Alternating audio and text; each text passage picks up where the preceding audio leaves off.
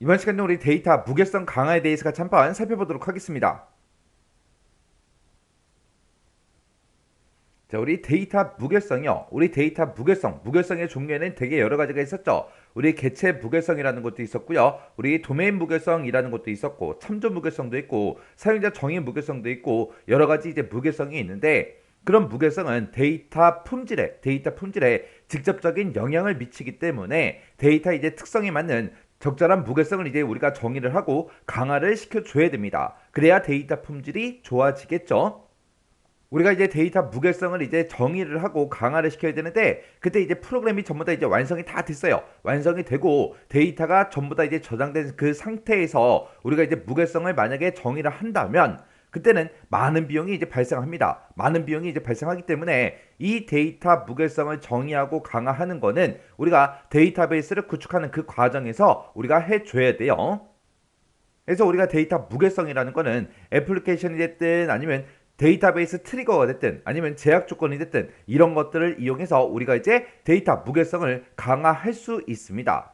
그래서 데이터 무결성을 강화시킬 수 있는 방법에는 애플리케이션을 이용해서 아니면 데이터베이스 트리거를 이용해서 아니면 제약 조건을 이용해서 강화시킬 수 있더라. 이 세 가지가 뭔지 자세히 좀 살펴보자고요. 자, 우리 첫 번째 이제 애플리케이션이요. 애플리케이션이다 그러면 애플리케이션이라고 우리 프로그램, 앱을 보고 얘기하는 거죠.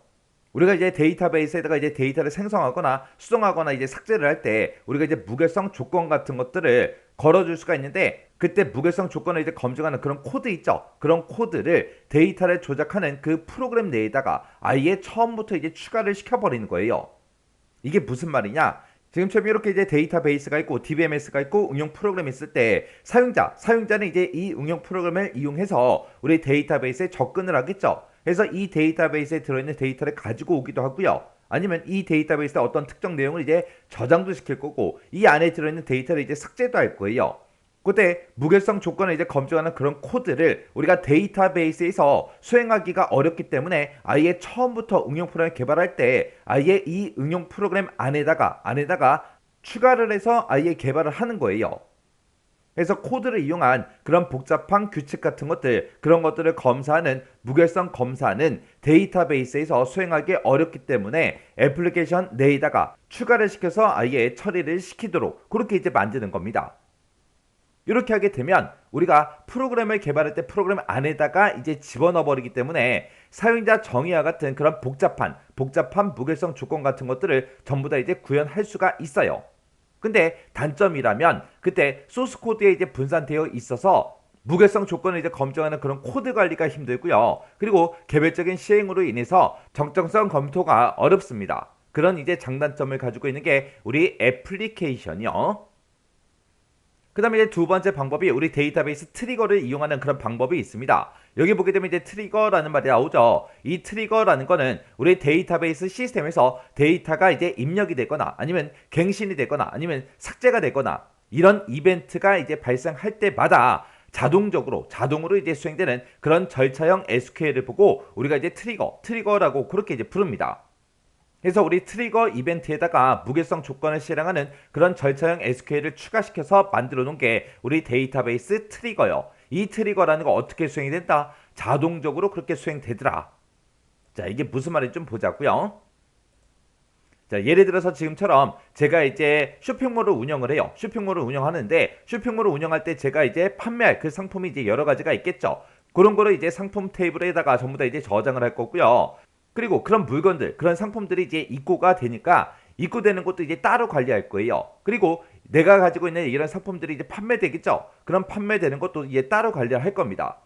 지금 이 입고 테이블에 보게 되면 이제 입고 번호도 있고요. 상품 코드다, 입고 일자다, 입고 수량이다, 입고 단가다, 입고 금액이다 해서 이런 여러 개 필드로 이제 구성이 되어 있고요. 상품 테이블은 상품 코드다, 상품명이다, 제조사다, 소비자 가격이다, 재고 수량이다 해서 이렇게 여러 개의 필드를 가지고 있습니다. 그리고 판매라는 이 테이블을 봐도 이제 여러 개의 필드들이 쭉쭉쭉 있죠. 근데 만약에 내가 상품이 만약에 새롭게 이제 입고가 됐다라고 생각을 해보세요. 그러면 입고가 되면 상품의 이제 수량이 늘어나겠죠. 그때 입고 수량이랑 그 다음에 이제 우리 재고 수량이라는 것도 있고 판매라는 이 탭을 보게 되면 이제 판매 수량이라는 것도 있다고요. 그러면 이 수량들은 서로 연관성이 있겠죠. 만약에 물건을 내가 A라는 물건인데 그 물건이 지금 5개밖에 없어요. 5개가 있는데 이제 판매할 게 부족하니까 그 상품을 내가 더 들여와야 되겠죠. 그래서 그 상품을 내가 주문해서 만약에 100개를 더 받았다라고 생각을 해보세요. 그러면 내가 입고라는 이 테이블에다가 어떤 특정 상품이 이제 입고가 돼서 그 각각의 이제 데이터들을 쭉쭉쭉 이제 입력을 해줘야 돼요. 그때 이제 입고 수량이 만약에 100개 하고 이렇게 이제 내가 입력을 했다면 그때 재고 수량은 이제 몇 개가 돼요? 105개가 돼야 되겠죠. 그러면 회사가 작으면 나 혼자 전부 다 관리를 하겠지만 만약에 큰 회사예요. 큰 회사에서는 입고에 관련된 일을 하는 그런 부서가 따로 있을 거고 상품을 관리하는 그런 부서가 따로 있을 거고 그리고 판매하는 부서가 따로따로 있겠죠. 그럼 만약에 특정 제품에 대해서 이제 물건이 이제 100개가 이제 들어오면 그거를 상품을 관리하는 그 부서한테 물건 100개가 입고됐어요. 알려줘야 되겠죠. 알려주면 거기서 이제 이거 원래 5개 있었는데 100개가 더 들어왔네. 그럼 100개를 더해줘야 되겠구나. 그렇게 해서 이제 105개로 만들어 버리겠죠. 그리고 그 물건은 이제 실시간으로 계속해서 판매가 되고 있다고요. 그러면 그 해당 제품이 이제 지금 방금 10개가 이제 나갔대요. 10개가 이제 판매가 됐다. 그러면 이 재고 수량에서 또 10개를 빼줘야 되겠죠. 그러면 이 판매 부서에서 상품을 관리하는 이 부서로 10개가 판매됐어요. 계속해서 이제 연락을 해줘야 되겠죠. 그럼 물건이 입고될 때마다 계속해서 전화를 해서 알려줘야 되고 그리고 물건이 이제 실시간으로 계속해서 판매가 될 때마다 이 상품을 관리하는 이 부서한테 계속해서 몇 개 판매됐어요, 몇 개 판매됐어요, 몇 개 판매됐어요 계속해서 실시간으로 얘기를 해줘야 된다고요. 그러면 여기서는 어떤 특정 사람이 어떤 특정 직원이 이 재고 수량을 계속해서 파악을 해서 계속해서 수정을 해줘야 되겠죠. 그러면 그렇게 수정하는 그 과정에서 오차가 생길 수도 있다고요. 그리고 물건이 입고가 되면 그걸 이제 상품을 관리하는 부서로 이제 전달을 해줘야 되는데 그거를 깜빡하고 전달 안 했어요. 그러면 실제 이제 회사에서 진짜로 가지고 있는 그 물건의 개수랑 이 재고 수량이랑 안 맞겠죠. 그런 일이 발생하면 이제 안 되잖아요. 해서 지금처럼 입고 수량이 만약에 몇 개로 이제 변경이 되면 그때 이 상품 테이블의 재고 수량을 그 개수만큼 더해줘라. 그리고 판매 테이블에서 만약에 판매 수량이 만약에 10개가 판매가 됐다면 그때 상품이라는 이 테이블에서 재고 수량을 10개 빼줘라. 그거를 이제 자동으로 되게끔 우리가 이제 만들 수 있습니다. 그렇게 이제 자동으로 되게끔 만들어주는 게 우리 트리거라는 거예요. 그래서 이 데이터베이스 트리거라는 거는 트리거 이벤트에서 무결성 조건을 이제 실행하는 그런 절차형 SQL을 추가시키는 거예요. 추가를 시켜서 이제 우리 데이터가 입력이 되거나 갱신이 되거나 이제 삭제가 되는 이런 특정 이벤트가 발생할 때마다 자동으로 그렇게 이제 수행되도록 그렇게 이제 절차형 SQL로 우리가 이제 만들어 놓은 거 그게 이제 트리거라는 겁니다. 이런 트리거를 이용하게 되면 통합 관리가 가능하겠죠. 그리고 복잡한 요구 조건 같은 것들 그런 구현이 가능합니다. 대신에 이제 단점도 있어요. 그 단점은 이제 운영 중에 중간에 만약에 운영을 하다가 중간에 내가 변경을 시키겠다. 그러면 변경이 어렵겠죠. 그리고 이 트리거를 내가 만약에 잘못 만들었어요. 잘못 만들게 되면 이 트리거가 이제 자동으로 이제 수행이 되기 때문에 여러 개 테이블에 영향을 미친다고요. 해서 사용상에 이제 주의가 필요한 게 우리 데이터베이스 트리거요. 해서 이 트리거라는 거는 이 트리거가 뭔지 정확하게 여러분들이 알고 계셔야 돼요.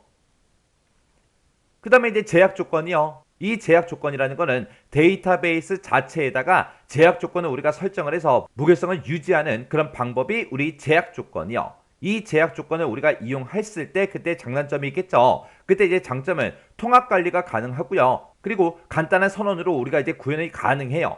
그리고 이런 제약 조건은 중간중간에 우리가 변경이 용이하고요. 오류 데이터가 이제 발생하는 것을 우리가 이제 방지시킬 수 있는 게 우리 제약 조건입니다. 예를 들어서 내가 이제 쇼핑몰을 운영한다. 그러면 내가 이제 판매하는 그 상품이 딱 정해져 있겠죠. 해서 상품명을 입력을 할 때 무조건 그 안에서만 선택해서 이제 골라서 우리가 입력을 할 수 있게끔 그렇게 이제 만들어 줄 수도 있는 거고 그리고 성별이라는 필드가 있다. 그랬을 때는 그 성별은 필드에는 남하고 여 둘 중에 이제 한 글자만 이제 입력이 되도록 우리가 이제 제약 조건 같은 것들 설정할 수 있다고요. 그리고 판매 수량을 이제 입력한다. 그랬을 때는 그 판매 수량에는 그 필드에는 1부터 시작해서 100까지의 그 숫자만 딱 입력이 되게끔 그렇게도 우리가 제약 조건을 걸어줄 수가 있다고요. 그렇게 해서 우리가 이제 오류 데이터 발생하는 것도 방지를 할 수가 있는 게 우리 제약 조건이라는 거예요.